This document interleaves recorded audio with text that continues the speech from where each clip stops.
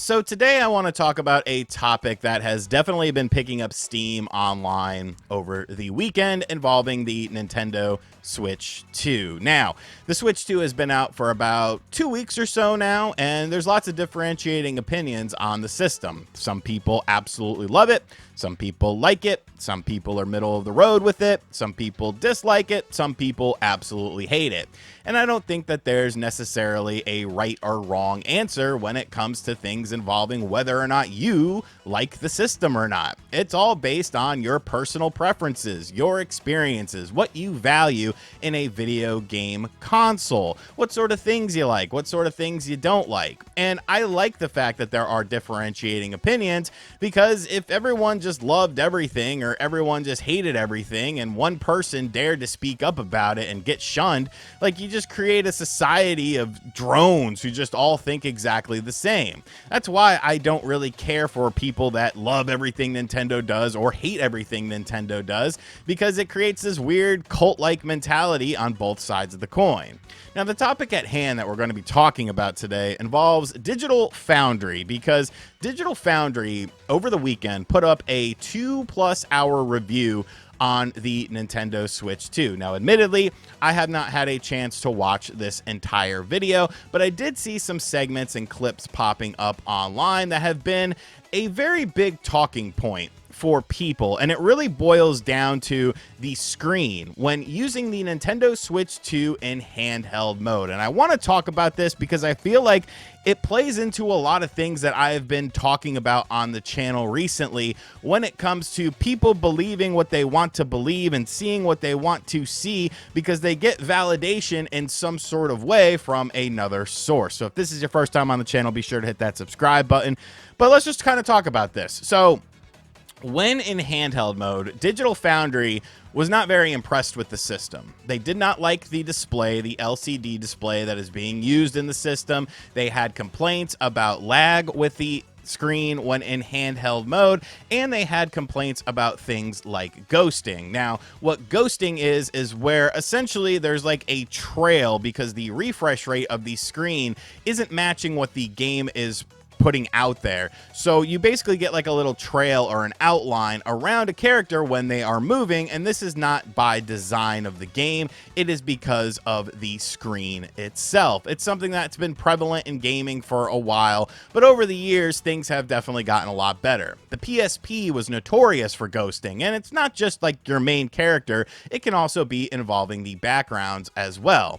Now, I thought that was a very interesting point. We obviously have a lot of things to talk about with the screen itself, but the ghosting really kind of stood out to me because I felt like that would be something that I would definitely notice when playing games, and I couldn't really recall any sort of situation where I was like, wow, there's a lot of ghosting in this game. So I decided to fire up Sonic Mania, because one of their chief complaints was that in 2D games such as Hollow Knight, it is definitely more prevalent as far as ghosting is concerned. So I played some Sonic Mania in handheld mode on the Switch 2, and I mean, it looked fine to me. I kind of decided to like actually look for things like this, you know, look in the background to see if things become kind of a jumbled mess, look at the Sonic character himself, because this is a very fast moving game, because I mean, its roots are in blast processing. The Genesis had blast processing.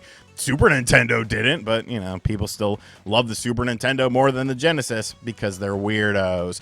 But I decided to kind of look at this from a more critical eye point than I normally do. And to me, I didn't really notice anything. I didn't notice any sort of ghosting or prevalent ghosting or something that was interfering with my gameplay experience. Now, a lot of this was based on them slowing things down and really starting to see it when the footage was slowed down, which, I mean, that does make sense that that could be a problem. So I decided to slow down the footage, and I don't know, maybe there's something there, but you know, to me, if I'm having to slow down the footage to see something that is problematic, and when in actual gameplay it's not being problematic to me, I don't really care about that. I'm not playing a game in slow motion. But in the same breath, I am not Digital Foundry.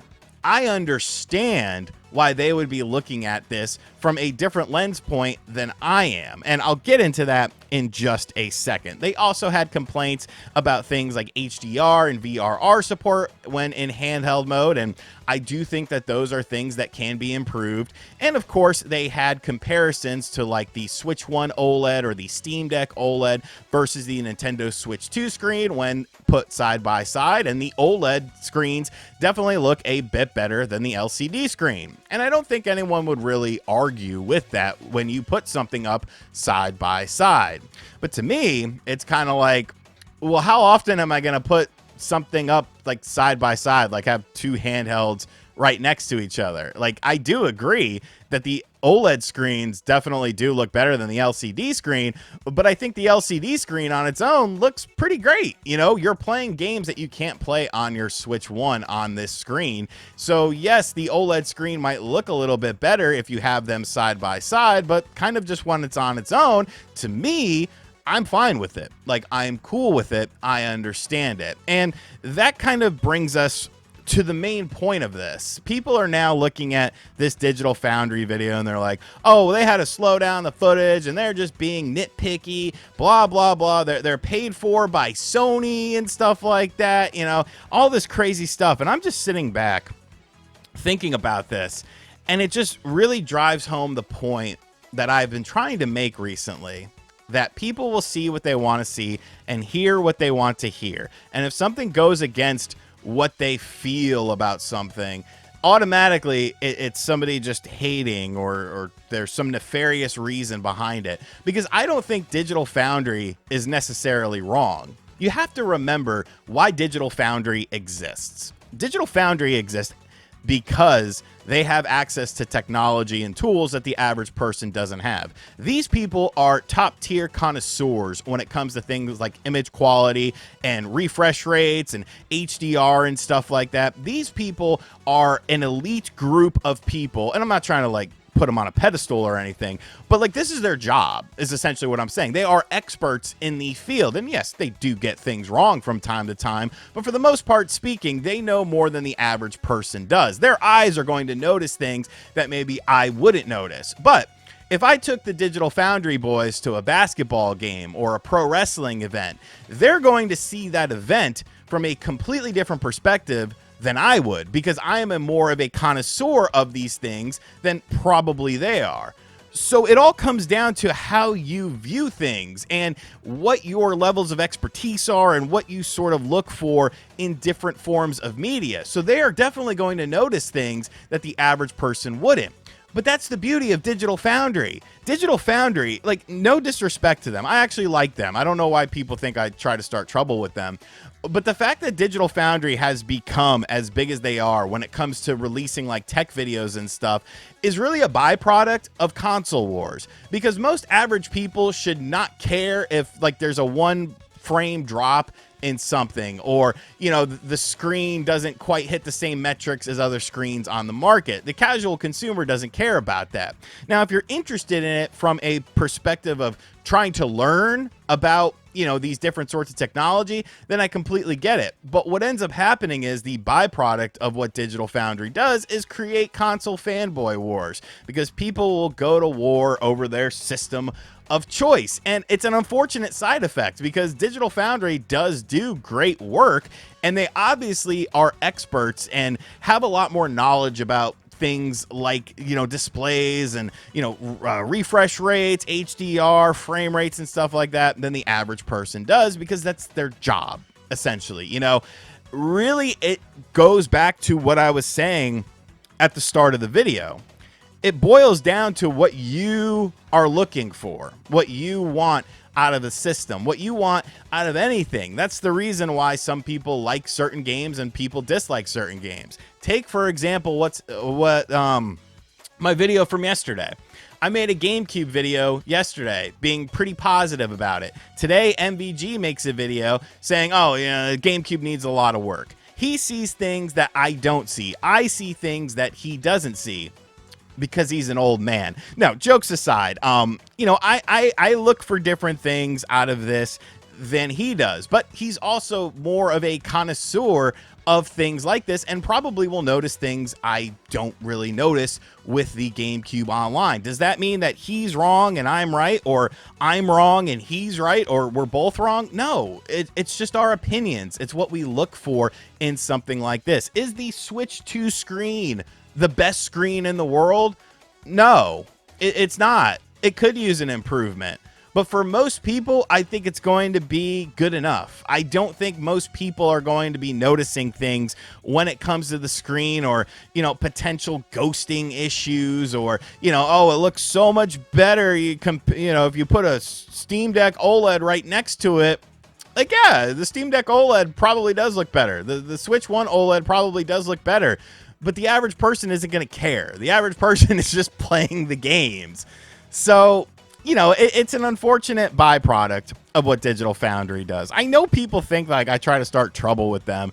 I just like to talk about them sometimes, though. You got to remember, when people were trying to crucify them over giving misinformation when the Switch 2 trailers came out and they were trying to analyze the footage to perceive how the games were going to run on the system, I was actually defending them. And I'm like, hey, at least they're trying to figure it out. Like, they're working with what they have. But people seem to forget that. I'm just a Digital Foundry hater or something like that. But I say all that to say, if you like the Switch 2 screen, that's cool.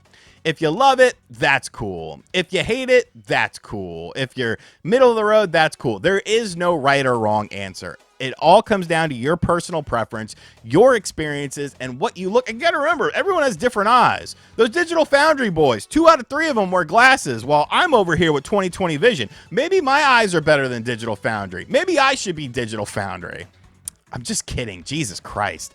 I'm sure that joke will piss some people off, but you know, it all boils down to what you're looking for. Digital Foundry is not wrong in their assessment of what they are seeing, but what they are seeing may not be what somebody else sees. So I don't know. It's just weird to me how, like, we went 2 weeks and, like, yeah, you know, some people were like, oh, you know, OLED screens are better. And it's like, yeah, you know, that's true. But now, like, the narrative has just become, oh, the Switch 2 screen sucks. It's trash. It's garbage because Digital Foundry didn't really like it. And it's like, okay, dude, just, you know, just like sheep to the slaughter. Follow rules, follow order. Let me know what you think of this in the comment section down below, though. Do you see what Digital Foundry sees? And if you do, that's awesome. Do you think that maybe they were too harsh on it? Do you like the Switch 2 screen? Like, where do you lie with it? Because at the end of the day, someone else's opinion on something should have no bearing on how you feel about something, because it's your opinion. You are the consumer. You are the one who bought this. For me, for the most part, I think the screen is good. I don't think it's great, but I think it's good, and that's good enough for me. And when a screen upgrade eventually comes along, I mean, I'll probably buy it because, I mean, somebody's got to review it for you guys. And let me know in the comment section down below all your thoughts and all that sort of stuff on it. And as always, guys, thank you for checking out this video. We had an early birthday celebration for me yesterday. Against my will, my mother organized a party. She came up to visit, organized a party. I don't like celebrating myself at all. She did do a speech and started crying, and I laughed at her. Because I was like, are you crying? She's like, yes. And I started laughing. And like everyone got kind of quiet, but like she understands. I got a cool cake. Look at my cool cake. That's a cool cake. And as always, I'll catch you guys on the next video. Hit subscribe if you're new. All that crap. Later.